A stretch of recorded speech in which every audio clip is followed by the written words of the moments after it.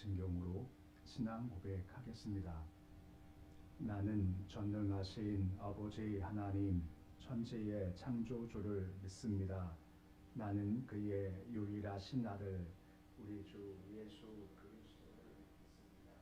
그는 성령으로 잉태되어 종로 마리아에게서 나시고 본디오 빌라도에게 고난을 받아 십자가에 못 박혀 죽으시고 장사인지 사흘 만에 죽은 자 가운데서 다시 살아나셨으며 하늘에 오르시어 전능하신 아버지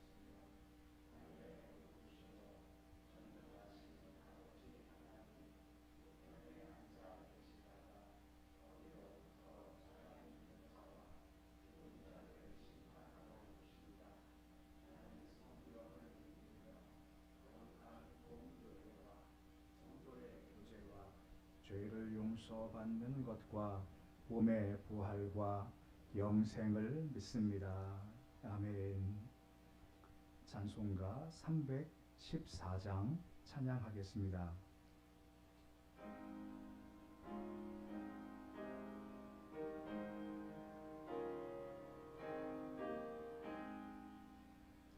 내 구주 예수를 더욱 사랑 엎드려 비는 말 들으소서. 내 진정 소원이 내 구주 예수를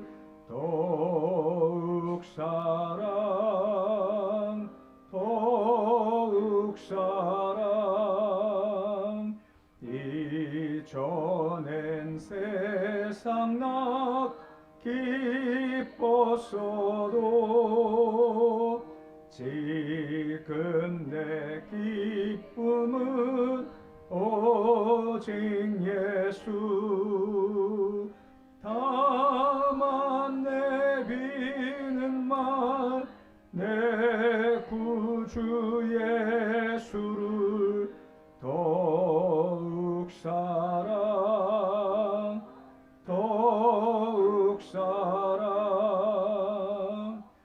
이 세상 떠날 때 찬양하고 숨질 때 하는 말 이것일세. 다만 내비는 말 내 구주 예수를 더욱 사랑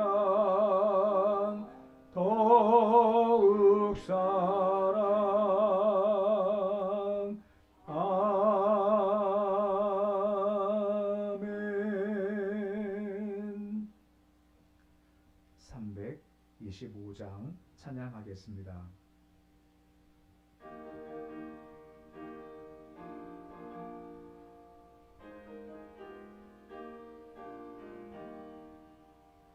예수가 함께 계시니 시험이 오나 겁없네. 기쁨의 근원 되시는 예수를 위해 삽시다. 날마다 주를 섬기며 언제나 주를 기리고 그 사랑 안에 살면서 딴 길로 가지 맙시다. 이 세상 사는 동안에 주 이름 전파하면서 무한한 복락 주시는 예수를 위해 삽시다. 날마다 주를 섬기며 언제나 주를 기리고 그 사랑 안에 살면서 딴 길로 가지 맙시다. 이 세상 친구 없어도 예수는 나의 친구니 불의한 일을 버리고 예수를 위해 삽시다. 날마다 주를 섬기며 언제나 주를 기리고 그 사랑 안에 살면서 딴 길로 가지 맙시다. 주께서 심판하실 때 잘했다 칭찬하리니 이러한 상급 받도록 예수를 위해 삽시다. 날마다 주를 섬기며 언제나 주를 기리고 그 사랑 안에 살면서 딴 길로 가지 맙시다. 오늘 말씀은 요한복음 21장 1절에서 7절까지의 말씀입니다. 요한복음 21장 1절에서 7절까지의 말씀입니다. 요한복음 21장 1절에서 7절까지의 말씀 우리 함께 봉독하겠습니다. 그 후에 예수께서 디베랴 호수에서 또 제자들에게 자기를 나타내셨으니 나타내신 일은 이러하니라. 시몬 베드로와 디드모라 하는 도마와 갈릴리 사람 나다나엘과 세베대의 아들들과 또 다른 제자 둘이 함께 있더니 시몬 베드로가 나는 물고기 잡으러 가노라 하니 그도 우리도 함께 가겠다 하고 나가서 배에 올랐으나 그날 밤에 아무것도 잡지 못하였더니 날이 새어갈 때에 예수께서 바닷가에 서셨으나 제자들이 예수이신 줄 알지 못하는지라. 예수께서 이르시되 얘들아 너희에게 고기가 있느냐 대답하되 없나이다. 이르시되 그물을 배 오른편에 던지라 그리하면 잡으리라 하시니 이에 던졌더니 물고기가 많아 그물을 들 수 없더라.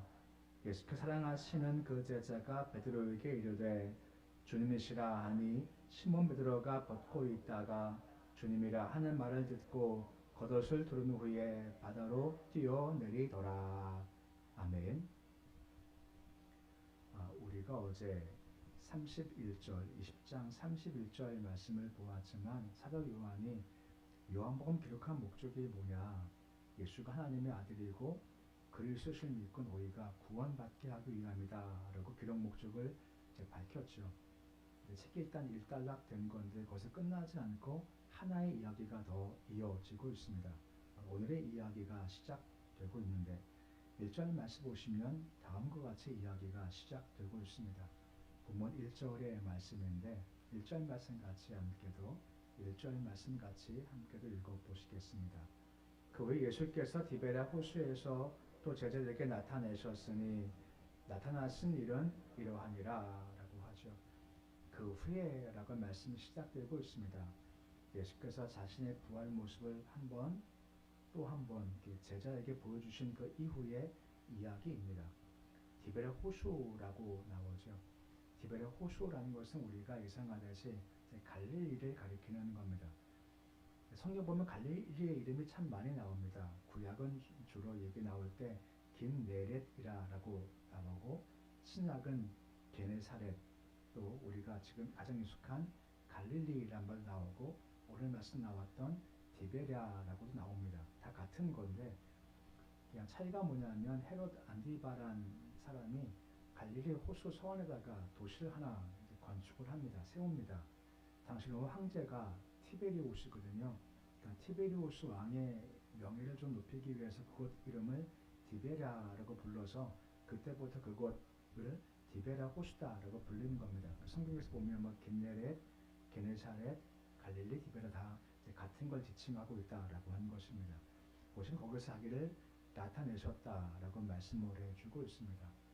우리가 이미 보았지만 두 번씩이나 예수께서 오셔서 평안이 있을지어다 라고 말씀하시면서 제자들의 아픔과 힘든 것들을 위로하시는 것을 통해서 첫 번째, 두 번째 나타나신 것을 보았지 않습니까? 이번 좀 다른 것은 무엇인가 하면 사람이 너는 어부가 되어야 한다 하는 제자들의 사명을 일깨우시기 위해서 그들로 하여금 준비케 하고 어떻게 해야 사명을 감당할 것인가를 제시하기 위해서 나타나시는 겁니다. 우리가 보았지만 부활주일 만나서 평안도 받고 은혜 받았지 않습니까? 하지만 이것이 끝이 아니다라고 하는 겁니다. 이 은혜 받음과 감동받음은 반드시 사명으로 연결되어져야 한다라고 하는 겁니다. 그러니까 첫 번째와 두 번째는 위로와 평안을 주기 위한 만남이었다면 세 번째는 여기서 끝이 아니라 그 다음 길, 그 사명으로 연결되어야 한다는 목적으로 주께서 다시 그들을 찾아오셨다라고 하는 겁니다. 2절 말씀 보시면 그때 함께 있었던 제자들의 이름을 쭉 언급을 쭉 해주고 있습니다. 2절 말씀 보시면 제자 이름이 쭉 언급되어 있죠. 가장 처음 시몬 베드로가 나옵니다. 예수를 부인했지만 그가 통회했고 그리고 예수께서 돌이킨 후 내 형제를 굳게 하라 하고 말씀을 주신 것이 있지 않습니까? 그래서 베드로의 권위가 회복돼서 베드로가 가장 처음 언급되고 있습니다. 그 다음에 디드모라 하는 도마가 나오죠. 우리가 어제 보았습니다만 디드모, 도마 똑같은 말입니다. 하나는 아람어고 하나는 헬라어라는 차이가 있을 뿐이지 똑같이 둘 다 쌍둥이를 의미하는 겁니다. 그러니까 도마는 쌍둥이 중에 하나다라고 하는 것이고 그리고 나다나엘 나오죠. 나다나엘은 다른 성경은 바돌로메라고 불리기도 합니다. 그 세베대의 아들들이 있죠. 누구와 누구입니까? 야고보와 요한입니다. 그리고 또 등장한 다른 제자 둘이 함께 있었다라고 언급되고 있습니다. 그러니까 이들 함께 모여 있다라고 하는 것이고 모인 사람들의 이름이 언급되어 있는 겁니다. 3절 말씀 보시면 그들이 함께 모여서 여러 가지 했겠죠. 3절 말씀 보시면 뭐라 말씀이 이어지고 있습니까? 우리 말씀 같이 함께 읽어보시겠습니다. 시몬 베드로가 나는 물고기 잡으러 가노라 하니 우리도 함께 가겠다 하고 나가서 배에 올랐으나 그날 밤에 아무것도 잡지 못하였더니 라고 나옵니다. 그들이 함께 모여 있는 겁니다. 그러니까 다시 갈릴리로 내려온 이후에 베드로의 집이거나 아니면 공동의 장소에서 함께 모여서 횟집을 한 것으로 보이죠. 함께 모여 있다가 베드로가 뭐라 말합니까? 나는 물고기 잡으러 가겠다 하니 나머지도 함께 다 가죠. 왜 갔을까요? 갑자기 고기를 잡겠다 한 이유가 무엇 때문일까요? 주석 보면 여러 가지 이유가 있습니다만 가장 중요한 것은 가장 필요한 것은 가서 결국은 누구 만나게 됩니까? 예수를 만나게 되었던 것이 가장 중요하다라고 하는 겁니다. 우리가 여러 이유 들 수 있겠죠. 근데 가장 중요한 것은 예수를 만남으로 삶이 달라지게 되었다는 것이 가장 중요하다라고 하는 겁니다. 이 말씀 보시면 베드로가 처음 주님 만날 때와 상황이 참 똑같지 않습니까? 곧 밤새 고기를 잡았죠. 아무것도 잡지 못하였다라고 말씀을 해주고 있습니다. 당시도 그렇고 지금도 그렇고 고기는 주로 어두울 때 잡지 않습니까? 그 이유가 뭐냐면 갈릴리 호수는 물이 맑아서 배가 떠 있으면 배 그림자가 밑에 다 비친답니다. 그러면 고기들이 그거 보고 다 도망가 버리기 때문에 밤에 고기를 잡아야 한다라고 하죠. 하지만 그날 밤 아무것도 고기를 잡지 못했다라고 하는 것이죠. 이 일을 통해서 한 번 더 교훈하신 것이 뭘까요? 오랫동안 익숙한 기술과 경험을 총동원해도 실패했지만 주님 말씀에 의거해 그물을 던졌더니 고기를 잡게 되었다라고 하는 겁니다. 앞으로 너희가 사명을 감당을 해야 할 텐데 죄를 감당을 해야 할 텐데 감당하고자 할 때 사람의 생각과 능력으로 한다면 분명히 실패할 거다라고 말씀해주고 있고 반드시 주님 안에 거함으로 말미암아 해야 이 사명 감당할 수 있다 하는 교훈을 주시기 위함이라는 거죠. 우리가 인생길을 걸어갈 때 왜 이 길을 걸어가나 여기까지 왔나 우리가 물을 때가 많습니다. 중요한 것은 거기서 누구를 만나느냐가 가장 중요한 겁니다. 예수 만나면 됩니다. 지금 헤맬 수도 있고 왜 길을 가는지 모를 수 있지만 거기 예수가 계시고 예수 만나면 방향이 달라진다라고 하는 겁니다. 즉 그것을 볼 수 있다는 거죠. 기억나십니까? 예수께서 제자를 찾아오셔서 두 마디 말씀을 하세요. 첫 번째는 평안할지어다.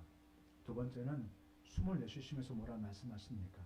성령을 받으라 말씀하고 있지 않습니까? 같은 연관된 거죠.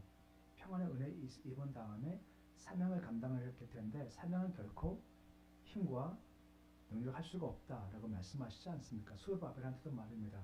오직 나의 영으로 되는 거다. 성령으로 되는 거다. 말씀하시지 않습니까? 우리가 많이 아는 말씀이지만 마음 경영은 누가 합니까? 사람이 해요. 응답은 하나님께서 주신다라고 하는 겁니다. 그래서 맡기면 이루신다라고 하는 겁니다. 그러니까 처음 베드로 만났었을 때 상황을 똑같이 반복하시면서 네 마음대로 안 되고 나 의지해야 된다라고 말씀을 해주고 있다라고 하는 겁니다. 보면 4절 말씀 보시면 다음과 같이 말씀이 이어지고 있습니다. 우리 4절인데 말씀 같이 읽어 보시겠습니다. 날이 새어갈 때 예수께서 바닷가에 서셨으나 제자들이 예수이신 줄 알지 못하는지라 라고 합니다. 그러니까 밤새 고기를 잡았죠. 날이 점점 새어가는 겁니다. 아무것도 못 잡았으니 허탈함을 보여주고 동시에 날이 새어가죠. 어렴풋하기 때문에 잘 보이지 않아서 그분이 예수란 사실을 잘 몰랐다라고 하는 겁니다. 물론 환경적으로 날이 좀 어두우니 몰랐을 수 있겠지만 또 한 가지 이유가 뭐겠습니까? 예수께서 공생의 전서부터 내가 죽을 거지만 다시 살아서 너희보다 먼저 여기 가겠다고 말씀하셨죠. 거기가 어디입니까? 갈릴리입니다. 내가 먼저 가겠다 말씀을 하셨거든요. 그런 말씀이 있다 보면 아 저분이 메시아가 예수가 아니신가라고 했을 텐데 지금 무엇이 문제죠? 말씀이 없는 겁니다. 말씀이 부족하면 무엇이 안 생긴다고요? 믿음이 안 생기죠. 믿음이 없다 보면 봐야 할 것을 보지 못한다라고 하는 겁니다. 그러기에 환경적으로 어두워서 보지 못함도 있겠지만 믿음이 부족하니 영혼이 닫혀 있으니까 예수를 몰라보게 되었다는 것도 함께 엿볼 수가 있다라고 하는 겁니다. 그러자 예수께서 직접 그들에게 먼저 다가가시는 겁니다. 모르기 때문에 5절 말씀 보시면 어떻게 다가가고 있으신 건가요? 5절 말씀 같이 읽어 보시겠습니다. 예수께서 이르실 때 얘들아 너희에게 고기가 있느냐 대답하되 없나이다 합니다. 얘들아 하는 말을 원래 헬라어 본문 보면 여보게들 이 정도입니다. 아예 이 사람들아 하는 정도 말이지 뭐 얘들아 하는 그런 낮춤말은 아닌 거죠. 뭐라 물어보십니까? 고기가 있느냐라고 물어보시죠. 다 아시는 겁니다. 묻는 이유가 뭐겠습니까? 밤새 수고했지만 잡은 것이 아무것도 없다는 확인시키시는 겁니다. 고기잡이의 베테랑이지 않습니까? 딴 사람 모르겠지만 베드로, 야고보, 요한만큼은 고기잡이 출신이기 때문에 고기잡이의 전문가였지만 잡은 것이 아무것도 없습니다. 한 것을 인정하게 한다라고 하는 것이죠. 인정하면서 한편 야 이게 안 되는구나 라고 알게 하시기 위함인 겁니다. 이 질문은 예수께서 이미 하신 말씀을 기억나게 하세요. 요한복음 15장 5절에 보시면 주께서 포도나무 비유에서 뭐라 말씀해 주셨습니까? 요한복음 15장 5절 말씀인데 우리 말씀 같이 함께 읽어 보시겠습니다. 나는 포도나무요 너희는 가지라. 그가 내 안에 내가 그 안에 거하면 사람이 열매를 많이 맺나니 나를 떠나서 너희가 아무것도 할 수 없음이라 라고 말씀을 해주고 있습니다. 아무것도 없지 않습니까? 아무것도 없다는 것도 실패지만 실패도 의미가 있다는 겁니다. 그것이 무엇입니까? 아무것도 안 됐어요. 열매가 없대요. 그러면 우리가 뭘 바라봐야 할까요? 능력이 없구나, 힘이 부족하구나 하는 것도 물론 살펴봐야겠지만 먼저 볼 것이 뭐겠습니까? 내가 지금 주님 안에 있나? 내가 지금 믿음 안에 있나? 신앙 안에 있냐? 내가 지금 기도 안에 있는 거냐 하는 것을 살펴보는 게 참 중요하다라고 하는 겁니다. 아무리 밤새 수고해도 주님 안에 있지 못하고 믿음 안에 기도 안에 있지 않으면 열매를 얻을 수가 없다는 거고 이게 오히려 정상이라는 겁니다. 왜냐하면 주님 떠나는데 잘 돼요. 그러면 그것은 위험한 상황이다라고 하는 겁니다. 오히려 주님 떠날 때 안 되는 것이 더 마땅하고 그때 주를 찾게 된다라고 하는 겁니다. 이만큼 안 됨을 알기 때문에 말씀에 똑같이 순종하는 모습을 보게 되죠. 안 되니까 6절에 보시면 주께서 뭐라 말씀하십니까? 6절 말씀인데 말씀같이 읽어 보시겠습니다. 이르시되 그물을 배 오른편에 던지라 그리하면 잡으리라 하시니 던졌더니 물고기가 많아 그물을 들 수 없더라 한 겁니다. 오른쪽에 던져라. 오른쪽 같은 의미라기보다는 그냥 거기 던져라 말씀을 하시는 거죠. 이 결과가 무엇입니까? 고기를 많이 잡아서 그물을 들 수 없을 만큼 되었다라고 하는 겁니다. 이 순간 누가 기억났을까요? 최소한 베드로만큼은 예수가 기억났겠죠. 아 저분이 그냥 아무나 평범한 존재가 아니라 뭔가 다른 분이구나 라고 알았겠죠. 정말 던져라 하는 말씀에 순종하셨을 때 밤새 수고했지만 아무것도 못 잡았지만 말씀을 따라가니 주님만의 거원이 열매가 맺게 됐고 고기를 잡게 되더라 라고 하는 겁니다. 이게 우리가 일하는 방식이라는 겁니다. 주님 안에 말씀 안에 거할 때 열매가 맺게 되죠. 이러자 아, 저분이 예수구나 라고 알게 되는 겁니다. 보면 7절에 보시면 다음과 같이 말씀이 이어지고 있습니다. 7절인데 말씀같이 읽어보시겠습니다. 예수께 사랑하시는 그 제자가 베드로에게 이르되 주님이시라 하니 시몬 베드로가 벗고 있다가 주님이라 하는 말을 듣고 겉옷을 두른 후에 바다로 뛰어내리더라 라고 합니다. 가장 처음 누가 예수인지 알아보았나요? 사랑하시는 제자가 누구죠? 요한이지 않습니까? 요한이 가장 먼저 알아봤어요. 그 누구한테 얘기합니까? 베드로한테 얘기를 해주는 겁니다. 베드로는요 한결 같습니다. 항상 한결 같은 게 뭐죠? 그냥 뛰쳐나가는 겁니다. 그냥 달려가는 겁니다. 뒤도 안 돌아봐요. 그냥 달려가는 게 베드로의 모습이지 않습니까? 근데 여기서 말씀 보시면 좀 독특한 것이 있습니다. 시몬 베드로가 벗고 있다가 라고 나오죠. 이렇게 험한 일을 할 때, 막 일을 할 때, 보통 노동할 때는 겉옷을 벗고 간편한 차림으로 보통 일을 하죠. 그러니까 고기잡이 역시도 마찬가지로 겉옷은 벗고 일을 하게 된 거죠. 근데 겉옷을 벗었지만 주님이라는 말 듣고 나서 한 것이 무엇입니까? 겉옷을 두른 후 바다에 뛰어 내리더라 라고 하는 겁니다. 이상하지 않습니까? 바닷속에서 걸어가야 돼요. 그러면 겉옷을 벗는 게 맞습니까? 입는 게 맞겠습니까? 보통 말입니다. 겉옷을 입어서도 벗고 가야죠. 근데 입고 가는 거죠. 그 이유가 무엇 때문입니까? 참 수없이 말씀 많이 보았지만 이날 따라서 그냥 이게 이렇구나 라고 들어오는 것이 주를 향한 경외의 자세라고 하는 것입니다. 그냥 내 마음이 주님을 경외하는데 그냥 그냥 이런 것을 잊지 않고 불편할 수 있지만 겉옷을 두르고 띠도 묶어야 돼요. 그리고 들어가서 주를 만나게 되었다라고 하는 것은 그만큼 내가 주님을 경외합니다. 내가 높입니다. 하는 마음의 자체를 가지고 있죠. 지금 배 위에 무엇이 가득 있습니까? 거기에 가득합니다. 이건 안중에 없어요. 누구만 보이죠? 예수만 보이는 겁니다. 그것 주신 것이 아니라 주신 분이 더 크고 귀하다 하는 마음을 가지고 있기 때문에 겉옷을 더 입고 찌를 뚫으며 소위 말해서 격식을 갖추고 예수 만나러 가겠다 하고 들어간 것이 그의 모습이었다라고 하는 것입니다. 우리가 주를 만날 때 그 마음이 참 소중하지 않습니까? 주시는 것이 아니라 주신 분이 참 소중하다 하는 마음을 가지고 있고 그 마음의 모습을 겉으로 격식으로 예의로 표현한다라고 하는 겁니다. 그 주께 나올 때 갖출 격식들이 있지 않습니까?